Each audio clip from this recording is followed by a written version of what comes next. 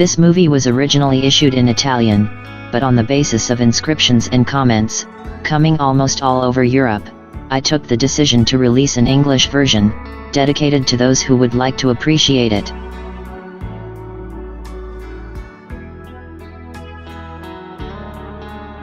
This year, after visiting the beautiful Palermo, which alone deserves a trip, we continue the tour of Sicily by visiting the west coast and some smaller islands, by surface and not by charm, such as Pantelleria, Favinana, and Lipari.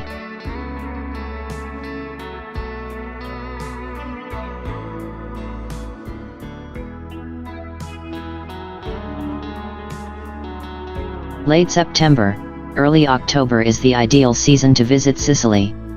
The weather is still excellent, there is no crowd for summer swimmers, it is easy to find a place, and in any case there are still many tourists on holiday, especially French and German. The prices of campsites and restaurants are very competitive this season.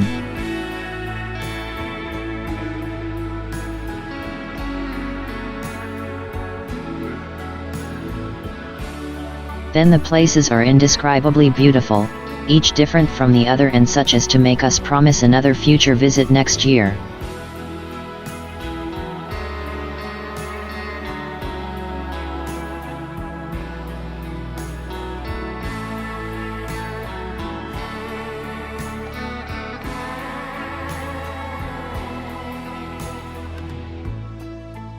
Starting from Palermo, we will make the tour counterclockwise, heading towards Trapani, where we will take the ferries, first to Pantelleria, and then to Favinana. We will continue along the south coast to Agrigento and then go towards Enna and arrive in Milazzo.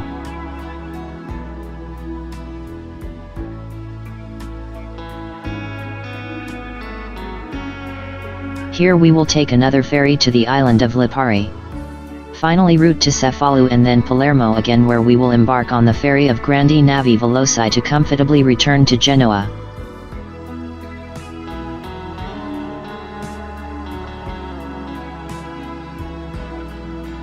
So Goethe described the temple of Segesta.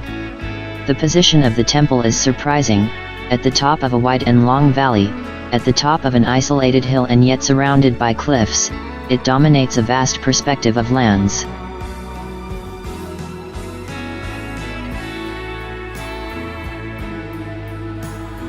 And today, that we can admire it in an aerial view, this description seems quite appropriate to us. The temple, called Big Temple, was built during the 5th century BC. Its pure Hellenic colonnade is one of the best preserved in the Greek world.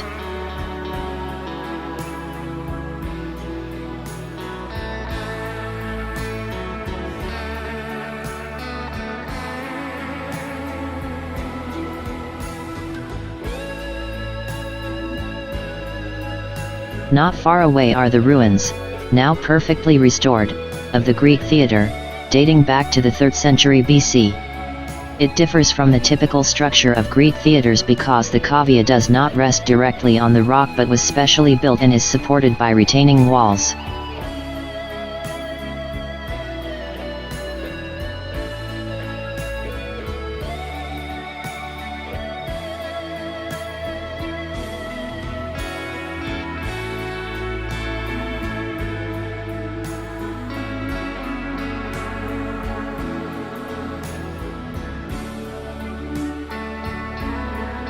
Every summer, thanks to the shuttle service that takes you to the top of the mountain, where the theatre stands, you can relieve the ancient magic of the Segesta Theatre and the performances that take place there. On stage alternate established actors, classic and modern representations, ancient dramas, dance performances, opera, operettas, and musicals.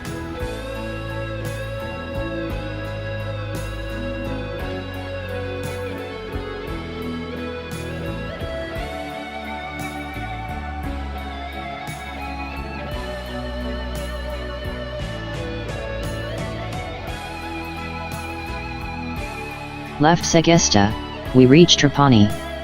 Here we stop in the Le Saline camper area, definitely one of the best visited. It stands on the edge of the natural park of the Salt Pans, about 1 kilometer from the center of Trapani. There is a free shuttle service, by telephone call that shuttles between the park and the city from 7 to 23. Park, electrical connection, loading and unloading and shuttle all for just €10 per day. The town of Trapani develops on a promontory in the middle of the sea and recalls that of Syracuse. The road that runs the circumnavigation of the promontory skirts the commercial port first and then the ramparts that protect the houses from the waves. On this side there are beautiful beaches, right in the center of the city.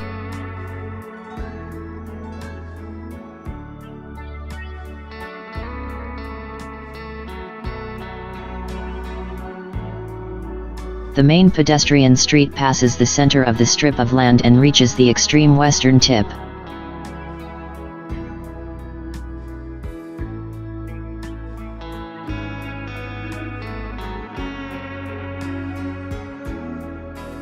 It has a certain effect to see a cable car where there is hardly ever snow.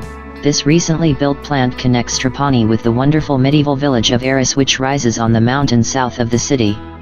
To the southwest the city borders the Trapani and Paisco salt marshes, which covers almost 1,000 hectares. The reserve, within which the ancient salt extraction activity takes place, is an important wetland that offers shelter to numerous species of migratory birds. Much of the reserve is made up of privately owned salt pans, where salt extraction still takes place according to traditional techniques in use for centuries. The presence of numerous windmills used to pump water between the basins is of considerable landscape impact. At the Maria Stella Mill, on the Trapani-Marsala Provincial Road, in the hamlet of Nubia, there is a reception center for visitors, open every day in the summer, where information material, guides and maps, is available on the reserve. It is also possible to book guided tours inside the salt concentration tanks.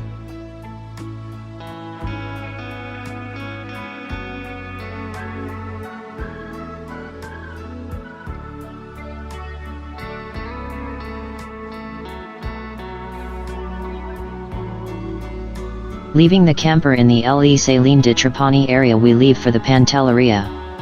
Pantelleria is 110 kilometers from Sicily and only 60 from Tunisia, half the distance from Lampedusa. The ferry takes 7 hours, from Trapani, to reach the island. Here we have rented a car and stayed in a damuso, an excellent hotel with small independent rooms in lava stone houses.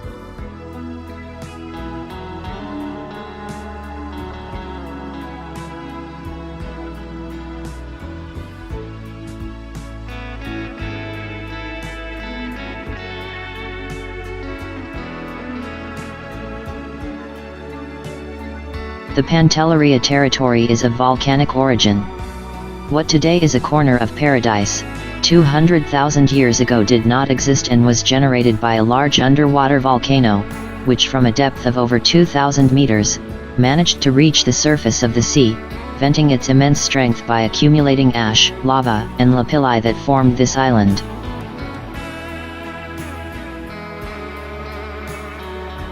The last eruption occurred in 1891, but many secondary volcanic phenomena are still present. The Montagna Grande, the highest on the island, reaches an altitude of 836 meters. Pantelleria is characterized by the singularity of its landscape, in which man-made artifacts are added to the lava flows, coves and stacks. Characteristic are the dry stone walls, which contain the soil, delimit the landed property and protect from the wind.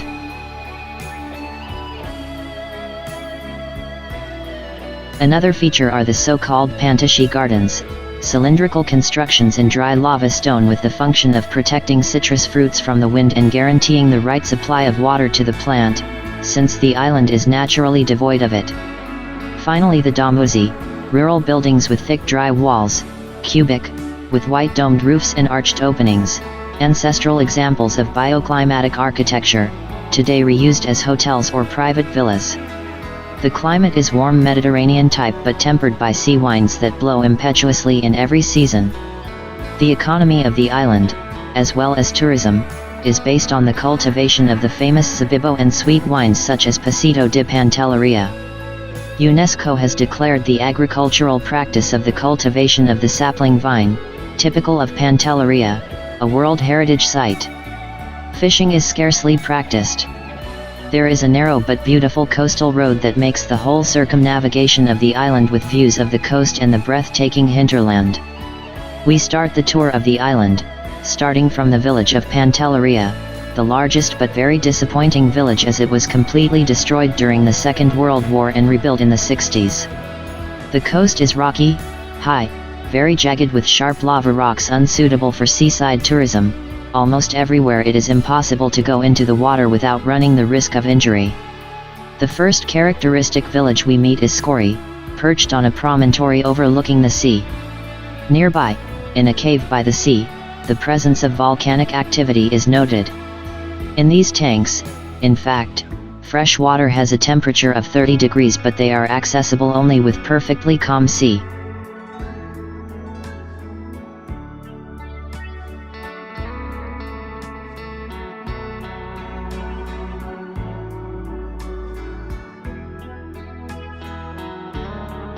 Further on you come to the beautiful cliff of the Balata Dei Turkey, where there is an incredibly transparent sea, but unfortunately it is practically inaccessible due to the steep and sharp rocks. It is a paradise for divers who arrive here by boat.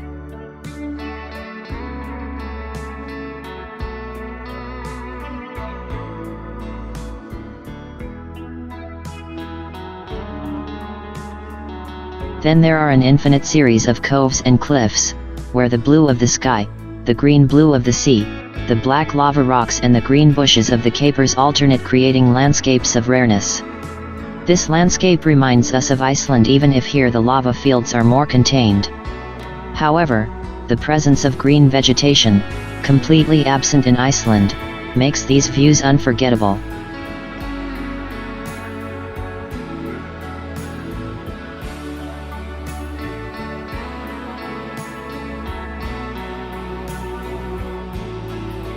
Finally we arrive at the village of our hotel, Tracino, which dominates the Cala di Levante from above with the Faraglioni and the Elephant Arch.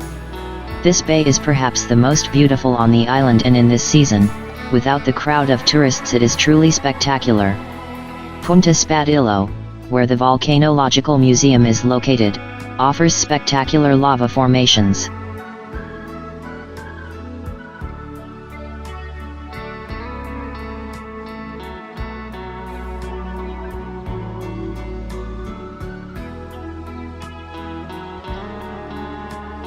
Ondine Lake is one of the rare places where bathing is possible. It is a natural pool located above sea level but still reached by the waves.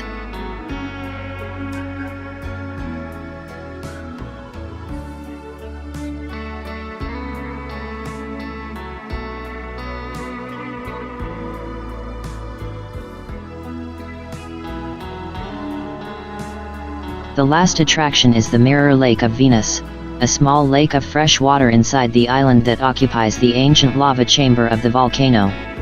It has neither emissaries nor emissaries and is powered exclusively by rainwater. Its waters are warm due to the presence of still active volcanic activities.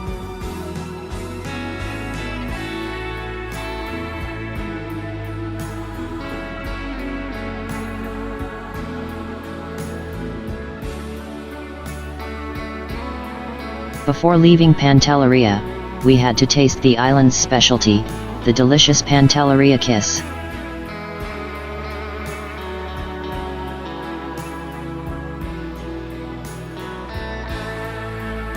Returning to Trapani, the next day we resume another ferry that will take us to Favinana, where we arrive in just under an hour.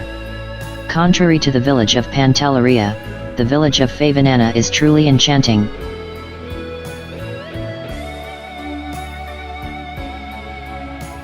A real pearl with its low houses, the polished limestone alleys, the outdoor bars and restaurants.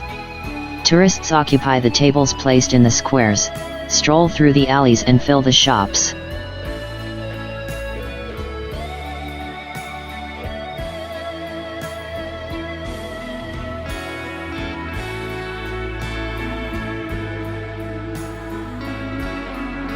On the harbor you can see the large buildings of the Florio Tanera, today no longer operating but transformed into cultural spaces.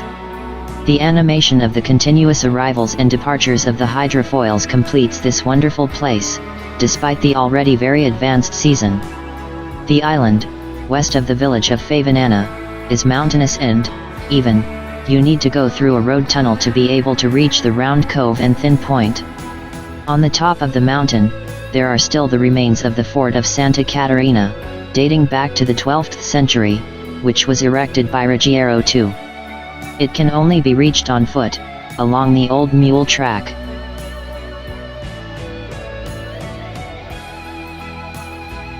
To the east of the village of Favinana, the island is flat, with numerous beaches.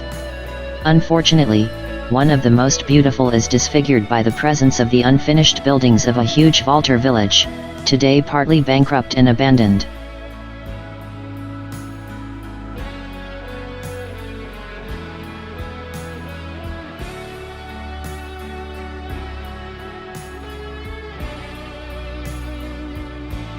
The roads that cross it are excellent, wide, and free of traffic. Parking near the beaches is never a problem. The whole coast offers beaches and cliffs with an incredibly transparent sea and a green-blue color that irresistibly invites you to dive.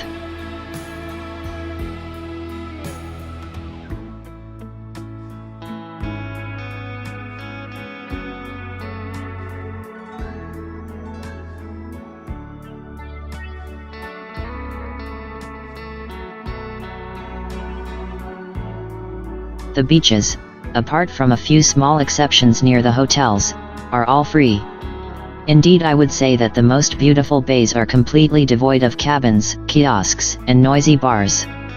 The most beautiful bays in the eastern flat area are Cala Barone, Punta Fanfilo, unfortunately disfigured by the presence of the Vaulter village, Cala Azao with its tall lighthouse, and Cala Rosa. But anyway, the whole coast is a succession of beaches and ravines where the sea creeps between the rocks.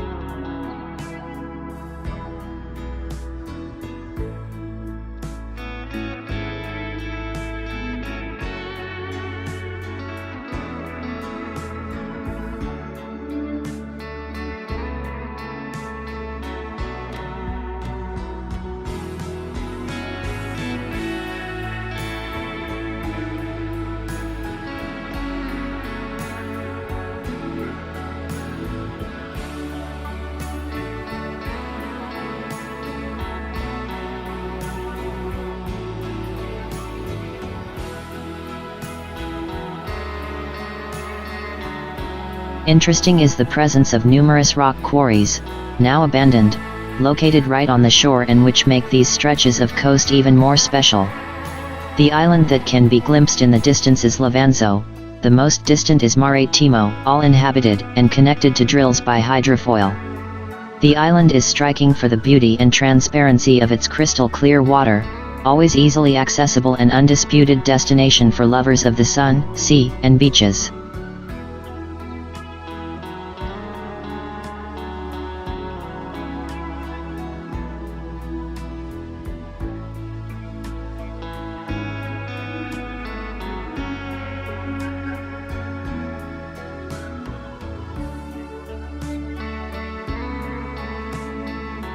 San Vito lo Capo is a renowned seaside resort in Sicily, known for its beach, considered by a tourist survey of 2012, among the best in Italy.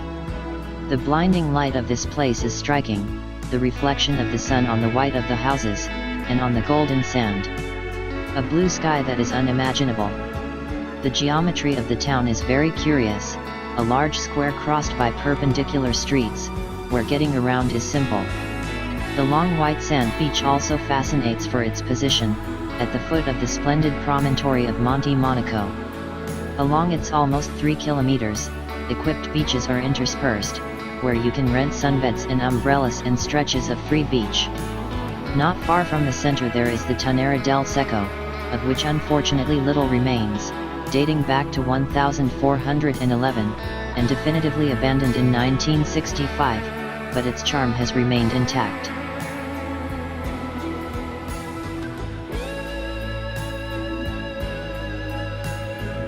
The whole coast is a suggestive and fascinating place used numerous times as a location for famous films and in some episodes of the Commissario Montalbano. The Zingaro coast is one of the very few stretches of the coast of Sicily that is not contaminated by the presence of a coastal road.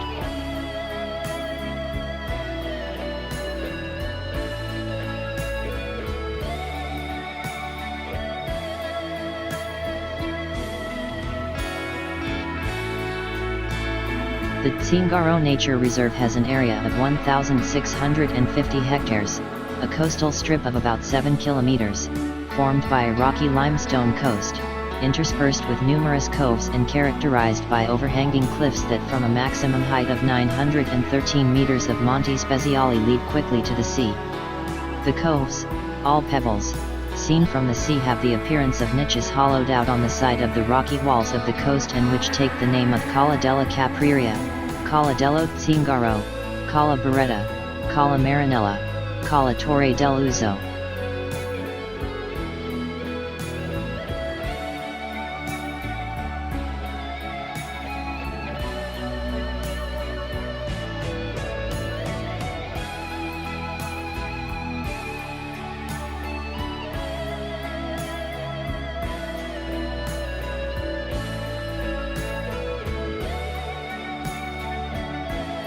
The reserve also includes a stretch of sea where the clear limestone substrate enhances the transparency of the water just like in a tropical environment. There are numerous and interesting tunnels and submerged caves, such as the Colombaccio cave with an entrance located 2 meters below sea level.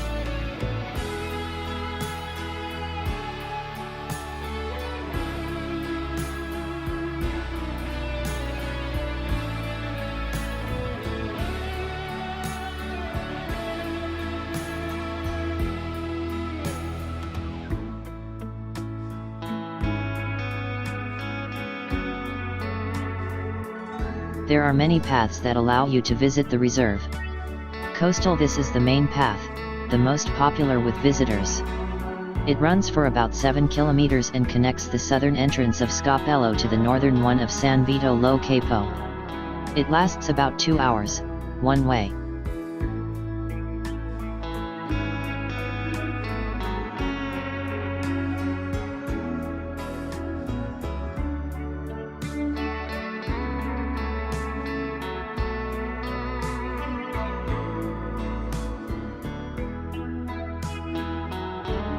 Agrigento, known as the City of Temples, was included in 1997 as a UNESCO World Heritage Site. The archaeological park, with its 1,300 hectares, is the largest archaeological site in the world. The Valley of the Temples is characterized by the remains of 12 temples, and by a large concentration of other finds.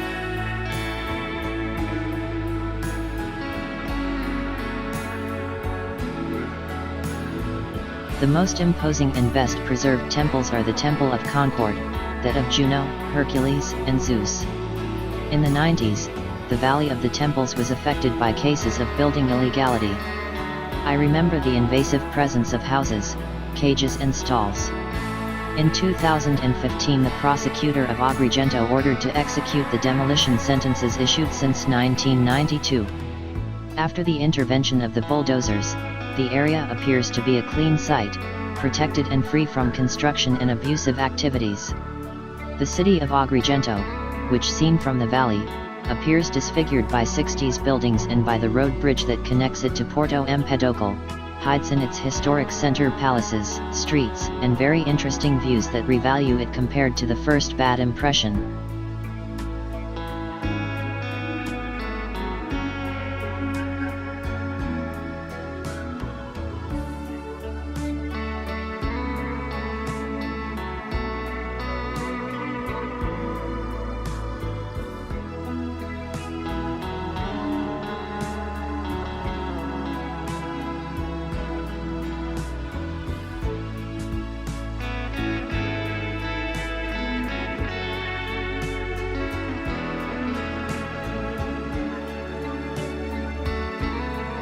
Not far from the city there is the splendid cliff called the Scala dei Turchi.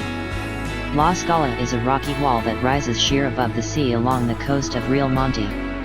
Over time it has become a tourist attraction both for the singularity of the cliff, white in color and with peculiar shapes, and following the popularity acquired by the novels of Commissioner Montalbano, in which these places are mentioned.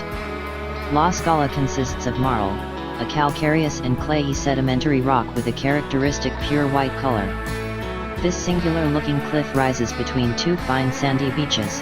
To access it you have to proceed along the coast and climb up a slope resembling a large natural limestone staircase. Once you reach the top of the cliff, the visible landscape embraces the Agrigento coast up to Cape Rossello. The Scala dei Turkey has a wavy and irregular shape, with lines that are not harsh but sweet and rounded. The name comes from past piracy raids by the Saracens, Arabs, and Turks. The Turkish pirates, in fact, found shelter in this area less beaten by the winds and which offered them a safer landing.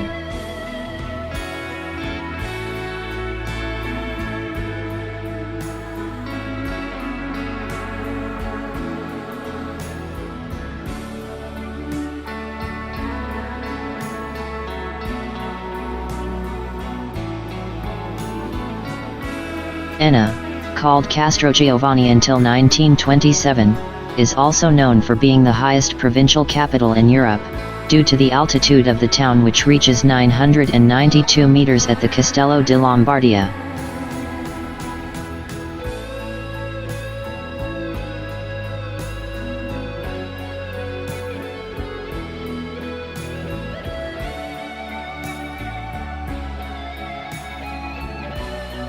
The city was called Urbi Impregnable by the Romans, for its impregnability, and just look at the photos to understand why.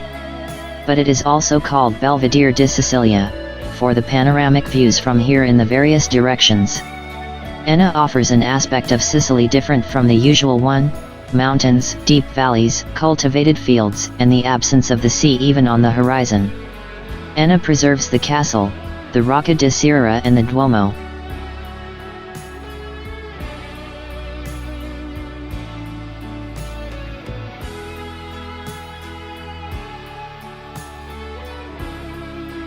The city of Milazzo rises at the beginning of a peninsula about 8 kilometers long which, in a northerly direction, ends in Capo Milazzo.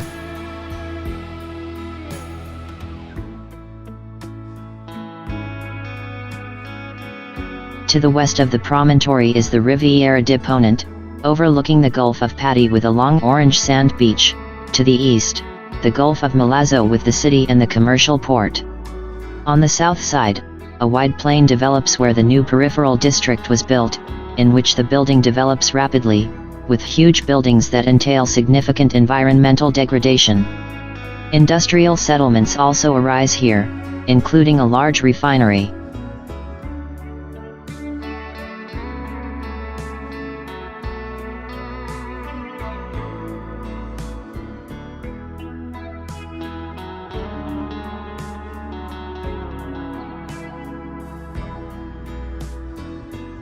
Fortunately, the promontory has been excluded from this degradation.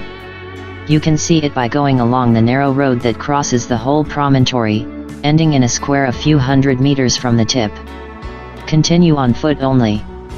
Following the terminal path you can admire landscapes and coasts of enchanting beauty. Here the sea has a limpidity and transparency comparable to tropical islands.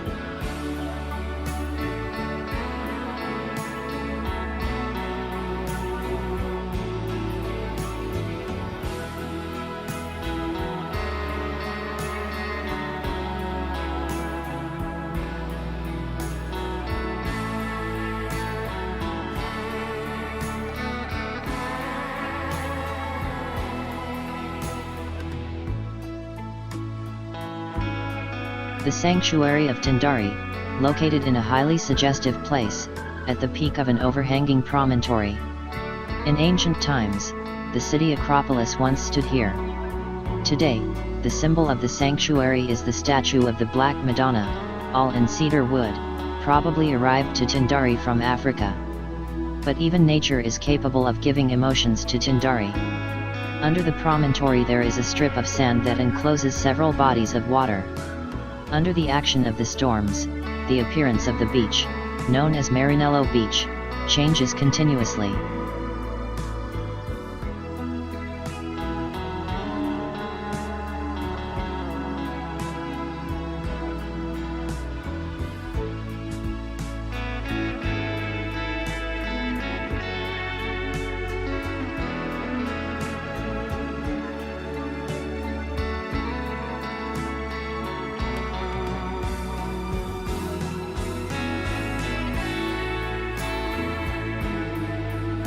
Lipari is a popular island in the Aeolian archipelago in Sicily.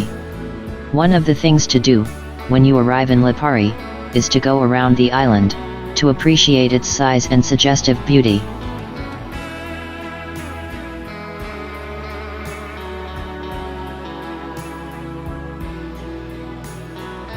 The road that goes around the island is 26 kilometers long, and it is essential to rent a scooter, since urban transport is very scarce. About 4 kilometers from Lipari you will find Canato, located in an inlet with a beautiful beach bordered between two promontories. From Canato, continuing on the coastal road, you reach the Roque Ross and the Campo Bianco, the first famous for the obsidian flows, the second for the expanses of white pumice.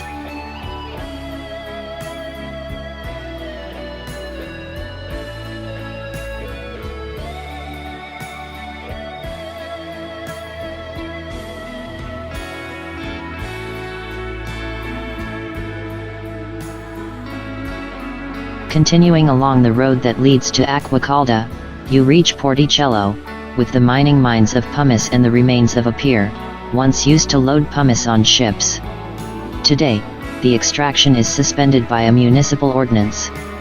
From here begins the ascent towards the mountain, up to the town of Quattropani, located on a promontory just in front of the island of Salina, on a plateau cultivated with vineyards. Continuing on the main road, you reach the suggestive Belvedere di Quattrochi. From here you can admire the picturesque coves of the high coasts, the enchanting panorama of the Fariglioni, and in the background, the nearby island of Vulcano.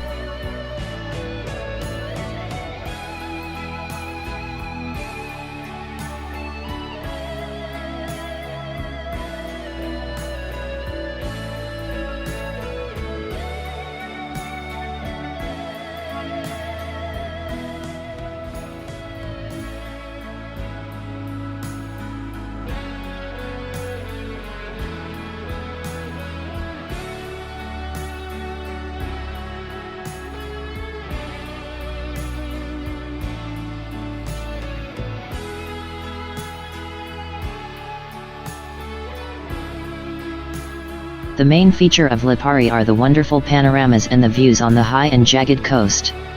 There is no shortage of small beaches whitened by the crumbly pumice stone, which covers most of the island. The blue sea speaks for itself and does not deserve other comments.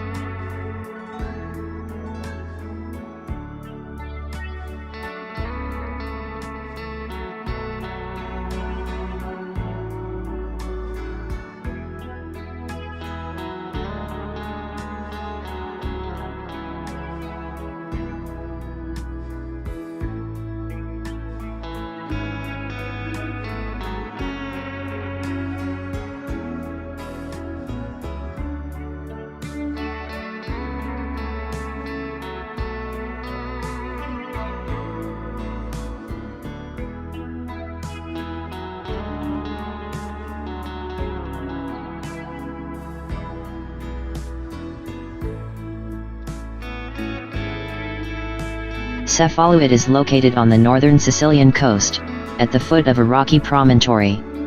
It is one of the largest seaside resorts in the whole region and, every year, attracts a significant flow of local, national, and foreign tourists, who in the summer period triple the population.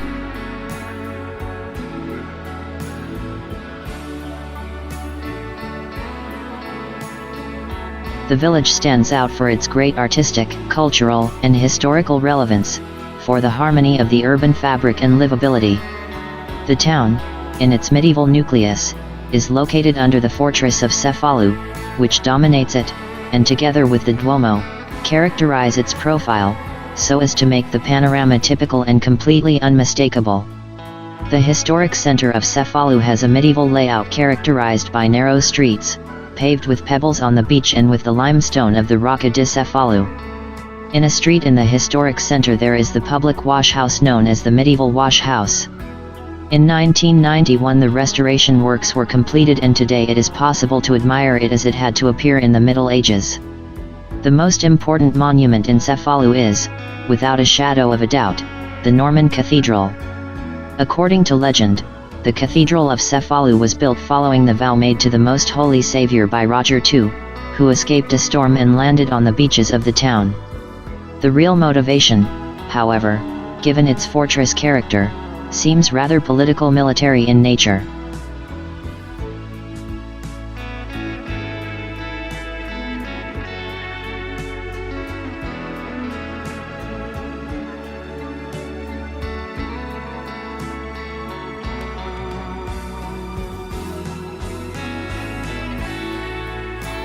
The construction events were complex, with significant variations compared to the initial project, and the building was never definitively completed. The foundation stone was laid in the year 1131 and in 1145 the mosaics in the apsida were made by Byzantine labor. Attached to the cathedral is an elegant cloister with paired columns surmounted by capitals, among the most remarkable examples of medieval sculpture in Sicily. The Cathedral of the city in 2015 was declared a World Heritage Site by UNESCO, together with the Arab Norman Palermo and the Cathedral of Monreale.